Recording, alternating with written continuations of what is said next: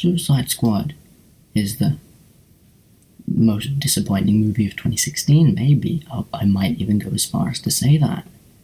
Okay, here's a little proposition here. Can we just take all the money in Hollywood and give it to Christopher Nolan? Because Christopher Nolan, he's a person that has been able to do something no one else at DC clearly has the brain capacity to do, and that is to take a ludicrous DC property like Batman. And when you do think about it, Batman is a ludicrous property. He's a billionaire that runs around the streets of a city dressed up as a small mammal. I mean, yeah, that's quite silly. And yet he managed to turn it into one of the most epic superhero stories ever. It's gritty, it's realistic, it's amazing. DC, seeing the success of Christopher Nolan, and Marvel as well, especially Marvel, they really want to do what Marvel does, they decided to do their own version of this. Except instead of having one superhero, they wanted all of them. They wanted absolutely everything. That's a problem. And it's happened before. I want to introduce to you a movie called Batman v Superman: Dawn of Justice. One of the other more disappointing movies of 2016, sadly. 2 by DC, very sad. It was bloated, boring, convoluted. There was too much going on. Batman and Superman are in it because their titles, title of the movie has their names in it. Well, there's also Wonder Woman, Lex Luthor, Doomsday, Zod, Kryptonite, the planet Krypton, the Justice League, Aquaman, Martha. And just too much. The parademons are in it. What they're doing here? There's 3 flashback scenes on the Flash as well. Yeah, there you go. Darkseid. What? He's 2 movies later. What's he doing here? What? Why? Those are the reactions that I got while watching that movie, and that is not a good thing. Suicide Squad got similar reactions to me. That's pretty sad. I mean, Christopher Nolan, he's done some amazing stuff, and you say what you want about The Dark Knight Rises, but it's better than what we've got now. And I am... No, what am I? What was I saying? I'll learn! Ahoy, ahoy!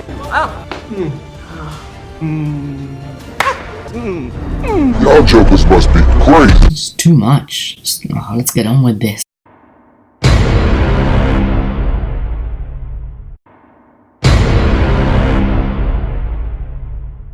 An evil person who's evil because she looks evil shoots a giant blue beam into the sky, complete with an ever-expanding, disposable CGI army, and a group of individuals have to save the city from impending doom. That's the wrong script. Wait a minute.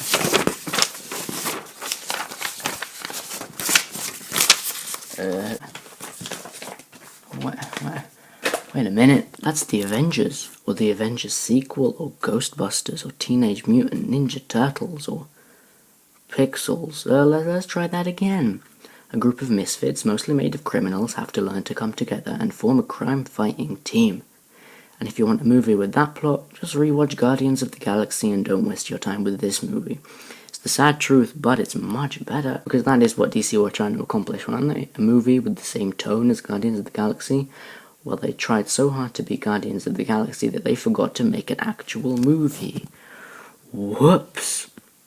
Whichever way you want to describe this movie, you will always cross paths with another movie that handles that plot better. Or Pixels. This movie has nothing new to bring to the table, therefore it shouldn't exist. Whoops! And the things it does have to offer are completely flawed in every way. Amanda Waller is assembling a team of villains to fight this superhuman threat.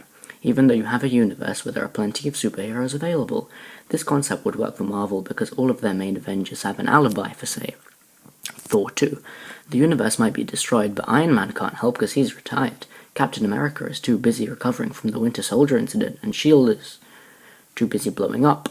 Sure, we might find out that Aquaman and Cyborg have alibis when their movies come out, but that doesn't work here because there are scenes in your movie with superheroes. There are literally scenes in the movie with the Flash and damn Batman. So don't talk to me about alibis. Why do you need a man who's half crocodile when you have Batman? Why don't you use Batman? Is it because you need to establish 10 new characters that you can turn into toys and elaborately market? I see what you did there. Also, you have a world-ending apocalyptic event and you're gonna bring... Captain Boomerang. Captain Boomerang! What's he gonna do against a ghost and an army of... whatever those things are, caviar orcs? Throw a boomerang at them? What's that gonna do? Like, I'd be willing to bet a significant amount of money that the actual trained military is better than Captain Boomerang. And then there's a girl with a baseball bat. Like, again, machine guns. Like, what's a bat gonna do? You also have a girl with a sword, whatever. A guy with a grappling hook, and someone who's half crocodile. Jesus, these guys have the most relevant skills for the mission, don't they? You know what, here's an alternate plot for you. The Enchantress has been released by some dumbass archaeologist who doesn't know how archaeologists work. So you send in the military to shoot the army up with their M16s or whatever, I don't care. Then you take the sword that traps the souls of its victims. Her sword traps the souls of its victims. And kill the Enchantress with it. Then you go and throw it in a volcano or something. Boom!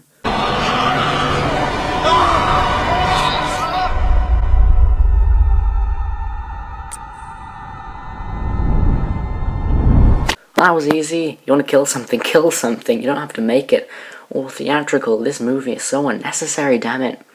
Go on, hit the ghost with a boomerang. See if you die or not. I don't care. The most dangerous people on the planet. Captain Boomerang. So in the end, they beat the villain and they learn to work together, yada yada yada, standard stuff. Because there was a scene in Guardians of the Galaxy where they beat the villain and learned to work together, so I guess they copied that or something. So if there's nothing interesting or good about the plot, you'd assume that the movie was more character-driven. You know, like Guardians of the Galaxy. Ensemble movies like Civil War and Guardians of the Galaxy work so well because we're invested in the characters and want to find out what happens to them next, right? Well, Suicide Squad wants to do that with everything cranked up to 10. 10 main characters, 10 backstories, and 10 minutes of the video left to go.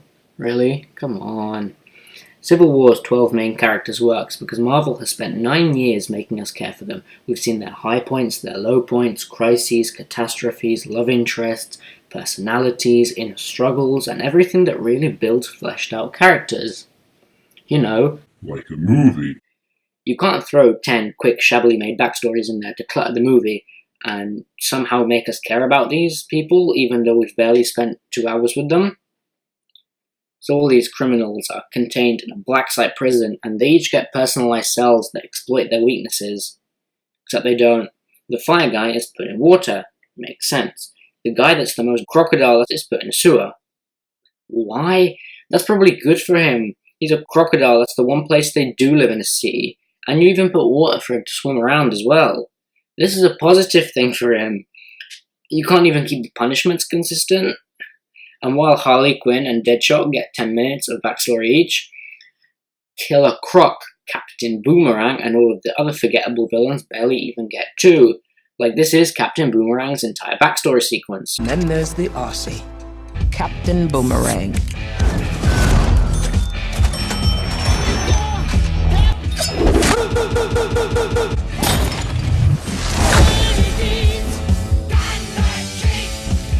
No honor among thieves, eh? Huh, well this guy's kinda useless, isn't he? What's he gonna— oh look, the Flash, oh my god! This is the first live-action interpretation of Harley Quinn, and they kind of succeeded with this, I guess. I'm assuming this because this is the character that most people seem to like, so I mean they got away with it. But she was obviously written by asshats who don't know her motivations. Why is her dream situation, what she wants to be the most, is to be normal, and with the Joker, who is also not made up and normal, living in a family with children. This is not who Harley Quinn is. You completely got the character wrong. And also she's such a cartoon, that's stupid and it really annoys me. Like, this is meant to be a strong female lead. She's meant to carry the movie, and she really doesn't, and it's stupid. Her accent changes every 5 seconds. She steals handbags like the strong female lead that she is. And probably the worst one, she's way over-sexualized. This wouldn't be a problem normally, but not when the sexiness takes front and center, and the character's only purpose is to show off her front and center, if you know what I mean. Wink, wink, nudge, nudge. Hey look, boobs! Now you like this movie! Will Smith is very Will Smith in this movie. He's Will Smith, doing what he's the best at. He plays Will Smith. His character is that he loves his daughter, but she can't live with him because he kills people, as narrated by the worst delivery of dialogue ever since I Don't Like Sand. Mama says I can't live with you because you kill people. I don't like sand. It's coarse and rough and irritating, and it gets everywhere. That's not true. That's a lie. This arc kind of continues. I don't even think you could call it an arc, but it kind of continues when the Enchantress shows him a vision of his daughter saying that he shouldn't kill the Enchantress because that's murder, and Will Smith told her that he doesn't kill people. Mama says I can't live with you because you kill people. That's not true. That's a lie. She's lying to you. Or something. But this doesn't make any sense at all, considering the Enchantress is not another human. Will Smith said that he's going to stop killing people for money. But the Enchantress is not what I would consider people. She's not people. She's an evil witch that wants to destroy the world. Wouldn't he think that she wants his dad to save the world? Is that not a good thing? Wouldn't she love him even more?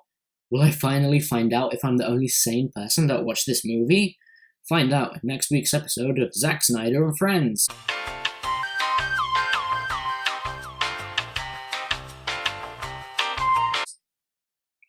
Also, Will Smith is way too likable and charismatic to be an evil criminal. Like, this guy's meant to be a guy that's a hitman, and he steals a bunch of stuff, and he's like a well-acknowledged evil criminal, but he is the most charismatic person ever, probably because he's Will Smith.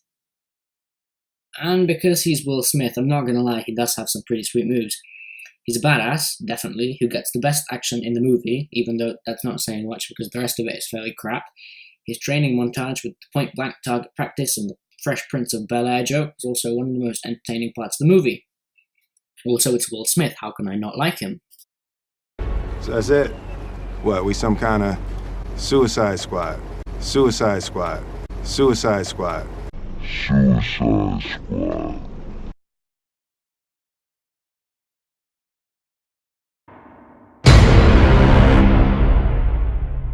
This is Katana. She's got my back. She can cut all you in half with one sword stroke, just like mowing the lawn. I would advise not getting killed by her. Her sword traps the souls of its victims.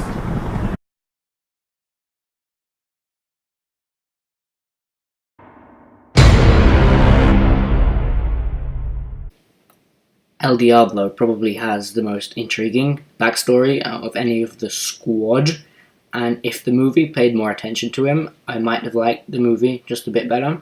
He discovers he has superpowers when he can shoot fire from his hands, but he accidentally ends up killing his family with it, and lands in trauma. This is illustrated very nicely through flashbacks, and maybe the only good directing in the entire movie.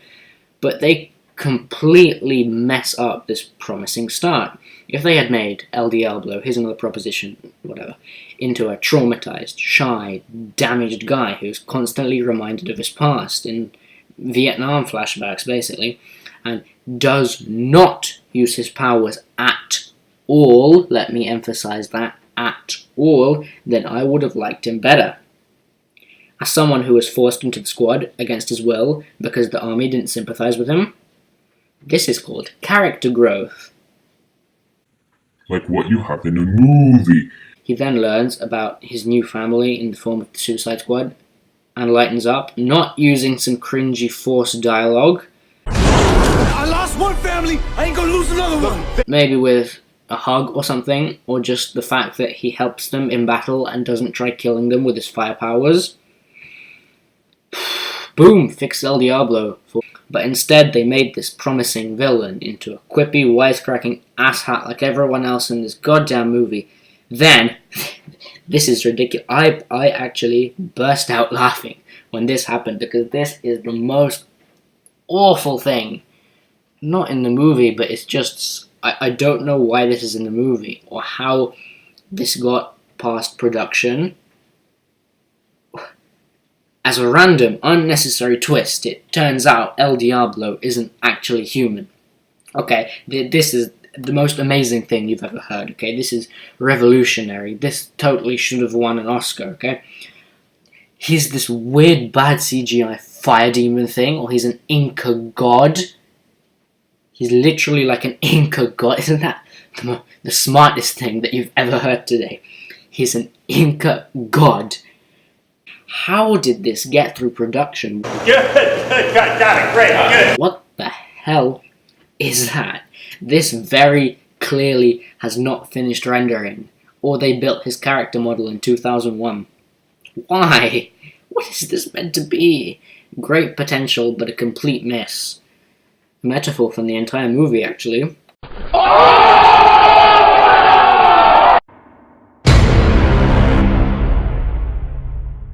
So, Rick Flag, he's up next on the list of the completely useless characters in the completely useless movie called Suicide Squad. And this guy, he has one of the coolest superpowers ever put to cinema. Apart from being able to turn into a giant Inca god, that's still pretty sweet and definitely the best thing in this movie. But this guy is just Rick Flag. He has the best superpower. He blurts out anything the script needs him to. Isn't that neat?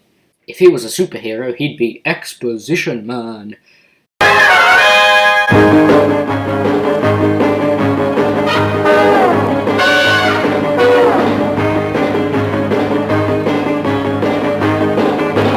Seriously, apart from being a walking plot device, he doesn't do anything.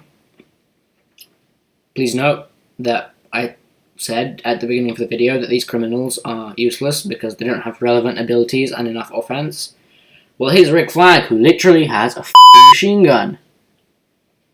Just putting that out there. He's the only character in the movie has a machine gun, and just eats chicken, and has a love interest, and just, fuck me. They wanted to make him the leader of the group, but because no one's ever heard of Rick Flag, and he's really not that interesting and boring, he gets sidelined and he can't carry the movie because no one cares about him. All this, and he's probably the most useful when dealing with that caviar army. He is also one of the exceptions to the only there to sell toys rule that this movie has going, because who in their right mind would get a Rick Flag action figure? He doesn't even have a memorable moment in the story. Oh wait. He does.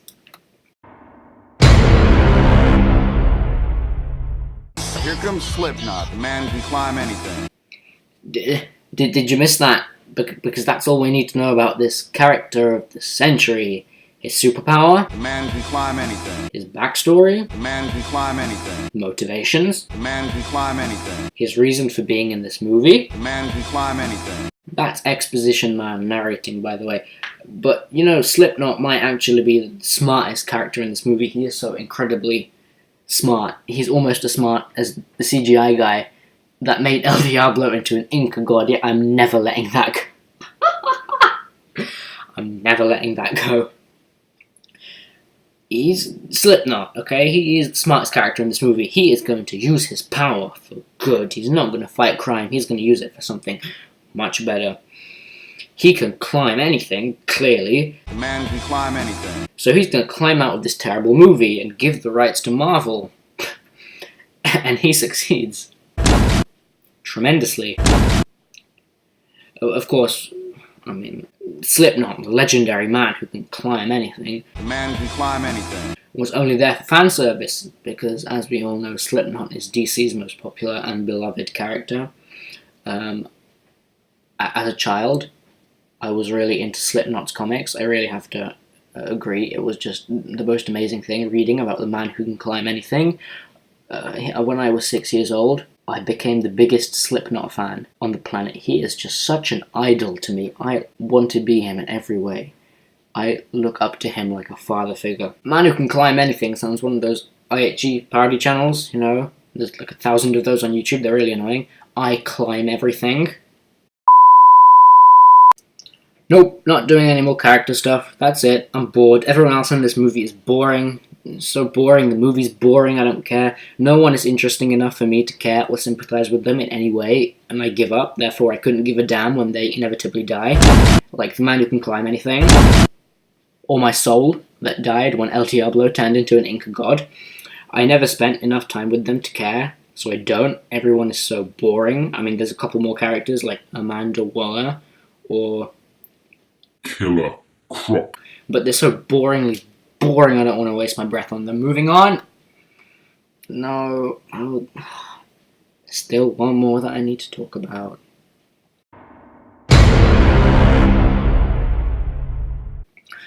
You know, it's scientifically proven that if you have the Joker in your movie, people will see it. People will give you money if the Joker is in the movie. So why is he not in the movie? Jared Leto, the actor that played this new, not Heath Ledger, himself confirmed that they filmed enough footage for a solo Joker Harley Quinn Batman movie, where just 3 of them do things. So where is it? Where is it? He's in the movie for 10 minutes, literally in there for 10 minutes, I counted. I didn't, but 10 minutes. This is the grand list of all the things the Joker does in his role of the century, really. He gets blown up in a helicopter, it's a great start. He slaps a guy twice. He embraces his inner furry and goes to a strip club. You know, things that the Joker would normally do. The character development is insane on this guy. Listen, I don't want to beat the dead crocodile, but let's get on with this, okay? I want to spend no time on this because it makes me so angry. I don't have a problem with Jared Leto. I quite like him, but sadly this performance has to be one of the most uncomfortable things in the whole of Hollywood. He's purring. Why is he purring? Why is it pit? Why is it pit? Why is the screen pink now? It's yellow. Why is it swirling? I can't see anything. What is the point to any of this? Even if Jared Leto's performance were competent, the editing screws him over so much. We were on 4 out of 4 with Jokers right now, and they ruined him.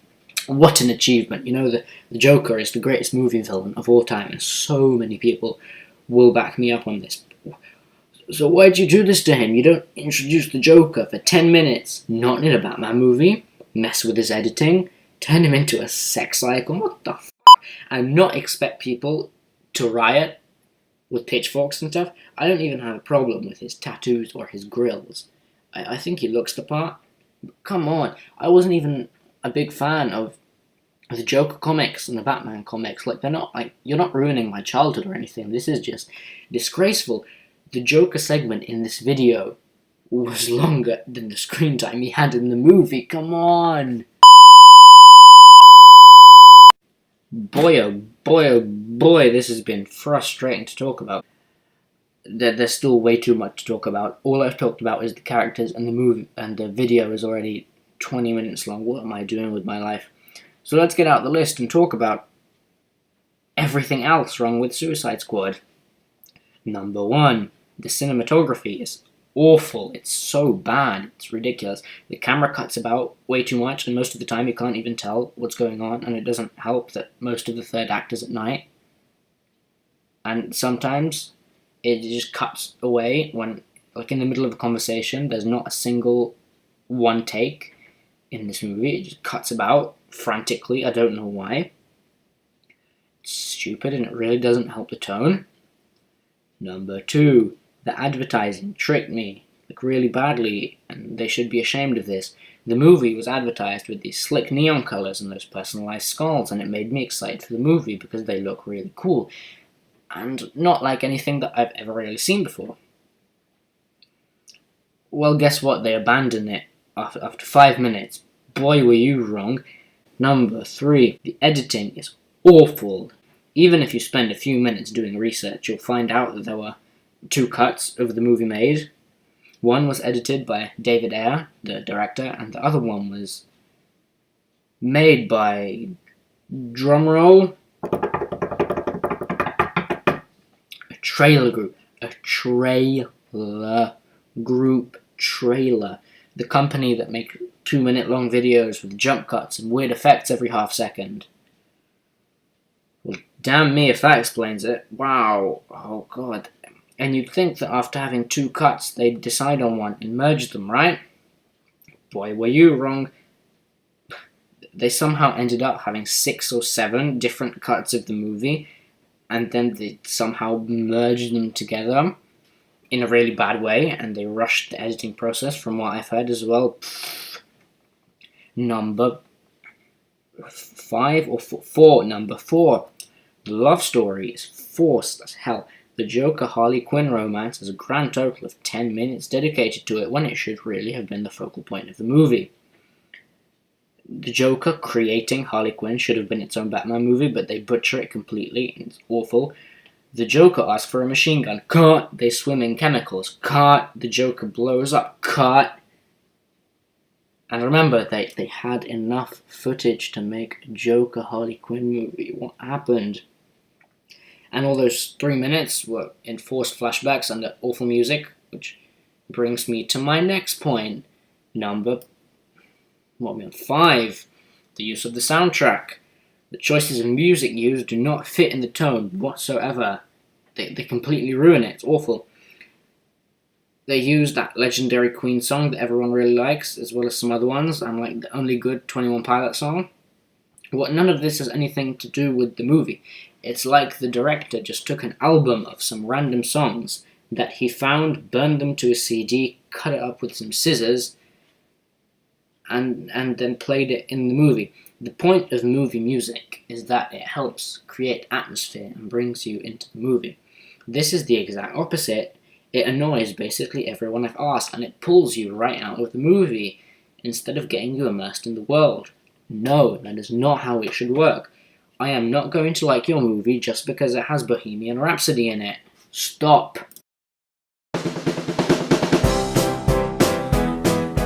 Hi, my name's Daniel McAshap, and I am delighted to announce that this video is sponsored by Samsung. As you probably already know, Samsung are also the sponsors of the movie Suicide Squad, which this video is reviewing today.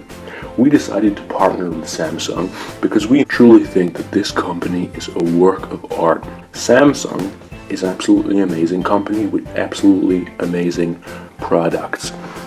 And as you can probably already see, if you have watched the movie, that Suicide Squad has a number of Samsung products hidden inside it in a way that's not completely distracting, stupid, and clearly product placement, but in a way that sort of enhances the company by being part of such an absolutely amazing movie like Suicide Squad. It's an experience, and Samsung gets to be part of this experience. We also feel that the presence of a company like Samsung that you can relate to really brings the universe kind of down to earth and really relatable, much like Turkish Airlines did in Batman v Superman: Dawn of Justice.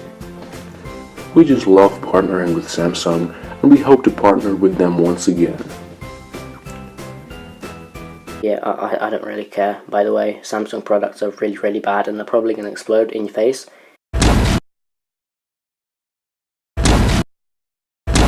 If you don't do something about them. I haven't even really watched the movie. I've just been paid to sponsor. Help me, please.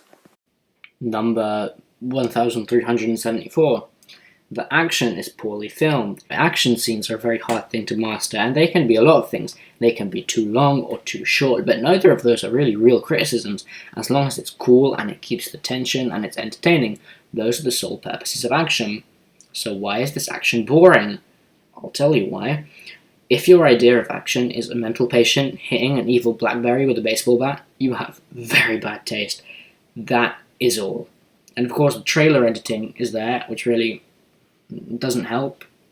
Where if you're really getting immersed into an action scene, it just cuts about to some other character that you don't care about, hitting a Blackberry in the fist. And it's just really bad. And of course, all the action scenes are fully narrated by Exposition Man. You know what? The number system was a bad idea anyway, forget it. The movie does not begin or end. People on Return of the King for having 6 endings. Well, guess what? This movie doesn't even have one. It doesn't even have a beginning, or a middle, or just any kind of plot structure at all. I don't even think they care. No character arc is finished, or starts. El Diablo's would be, but he dies. And because of the trailer studios doing what they do, the first 20 minutes of the movie feel like you're watching back-to-back trailers, which isn't the best thing, really. Scenes don't start and they don't end. Most of it doesn't even have a point. They just kind of exist. They're just there, okay? They don't have a purpose. There's no long take in this. It's just cuts about, even when they're having a nice calm conversation. It still just cuts about like an idiot. The first half hour of the movie is all introducing characters, some of them multiple times. It's all backed by this scene of Amanda Waller introducing characters and introducing the plan. But 5 minutes later, we get another scene of Amanda Waller introducing characters and introducing the plan. So why did we need that other scene then? There's a scene that everyone praises for some reason. Like yeah, I know people actually like this movie. It baffles me. The bar scene, like halfway through the second act or something, I forget. But it's not really that good. Their reason for actually going to the bar is pathetic and forced and stupid, and their character development is basically non-existent because we don't care about any of them. Katana! And to have character development, you actually have to be a character in the first place, which is pretty hard for these guys because they're not characters. If you want to see a bar scene that brings together characters that we love and care about with great humor, equal screen time, and that's just generally really well made, go watch Age of Ultron.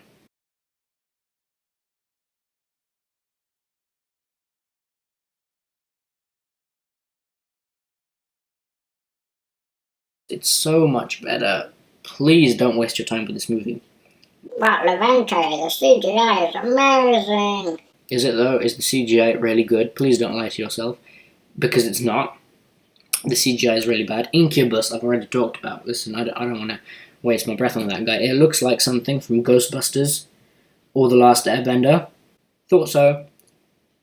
The humour. Everyone keeps saying that this DC film had a lighter tone and more jokes because Marvel movies have a lighter tone and more jokes and they want to be like Marvel, so they have to have a lighter tone and more jokes.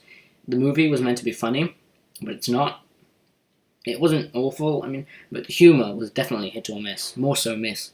Some had me laughing out loud. That's really good.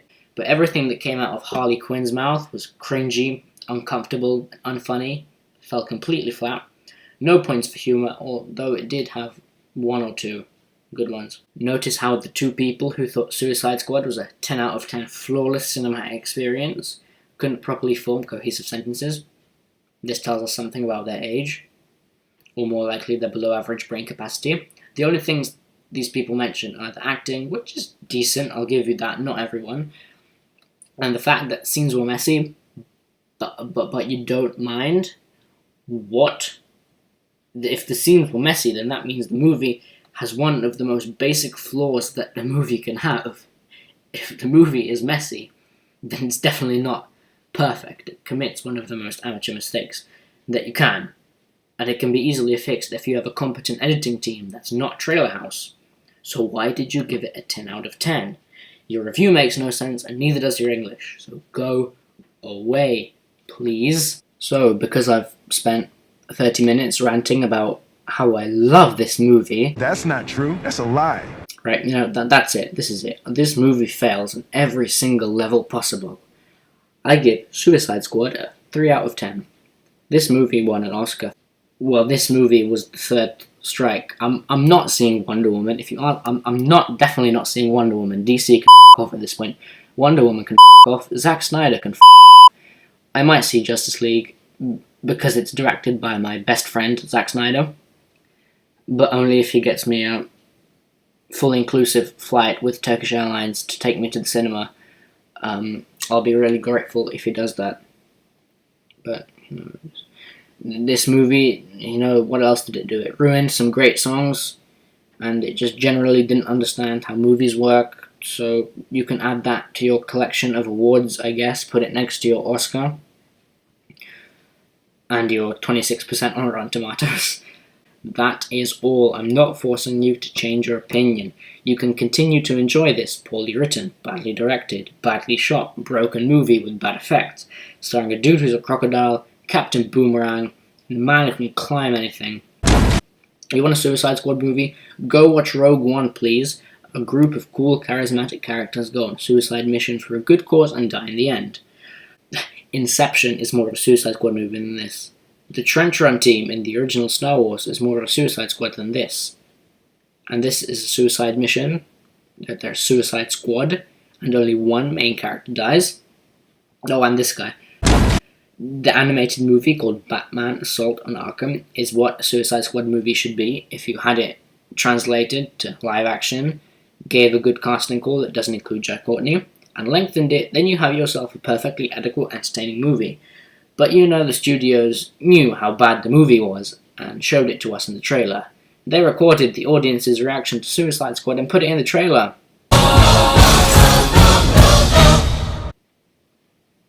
Thank you for watching. Goodbye. And don't see Suicide Squad, please.